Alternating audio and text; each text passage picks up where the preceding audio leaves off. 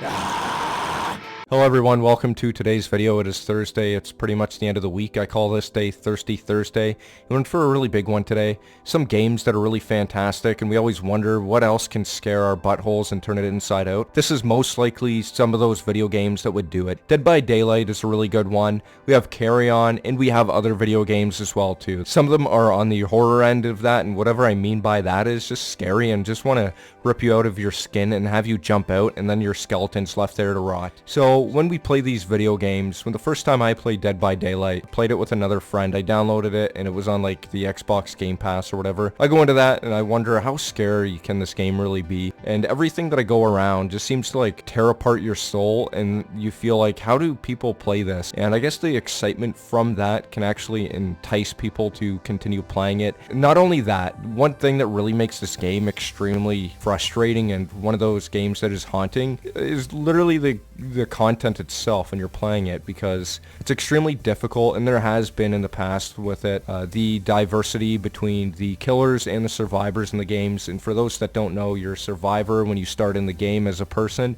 and you get to choose. You have a team of 4, and then there's one killer that goes around slapping people a couple of times. They get abilities, and then they just pretty much rip apart their souls, and you get pissed off at the killer more than often than the killer gets pissed off at the survivors. And that has to do with the killer being OP and a massive bag, and that's ineffective when it comes into playing a game that you just want to sit there and enjoy. If you want to be a frustrated person and wonder why you're so unhappy, that's one of the games that'll do that to you. And then in the end of it though, when you beat the killer, you teabag, and then you leave the game, totally exiting it out in a massive exodus with your people. So you have more fun doing that than anything. Next game is called Salt and Sanctuary, and this game is extremely extraordinary because of the way that it brings back 2D graphics, where you go in, platform game, and then on the plus side of it, it's extremely well kept. And what I mean by that is the graphics inside of it, it's like looking into a clear glass, and you get to see how well maintained it is throughout the pixels and everything in between too. It's much clearer.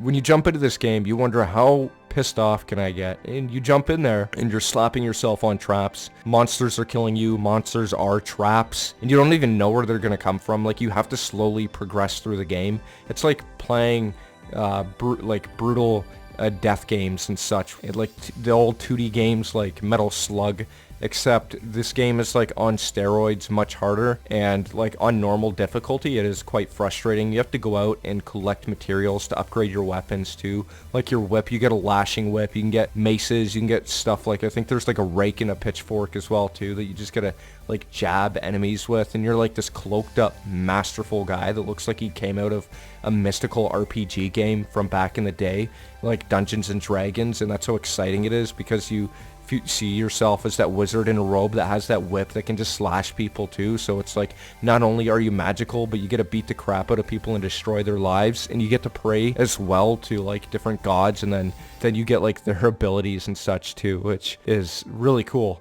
The fact that you jump into this game not really knowing what's going on, and then stuff just attacks you out of everywhere, you start to get irritated throughout it. And I played this game for maybe like 40 hours to 80 hours, 100, 200 hours. I put a lot of hours in this game anyways. It really suited my category of playing the video games I've looked up. It could never continue in a way that you won't not be surprised of what's going on. So if you like puzzles, you get excited and you like the push, Dead by Daylight and Salt and Sanctuary, a couple of those games. One of my favorite games to play is actually called Carry On. You start off as this entity that looks like Carnage from the Spider-Man series. That's symbiote or symbiote, and you go out there and you eat people as a symbiote, and you destroy them. You have spikes coming out of you, eyeballs and mouths coming out of like every area of your life. It's another 2D platform game. You eat stuff, you kill the people. You can choose to be a person, or you can choose to be a monster. Of course, me being me, I chose the monster. Wow, surprise. You should too. I think it would be awesome. Seeing the humans though, I think it would be really nice to check that out.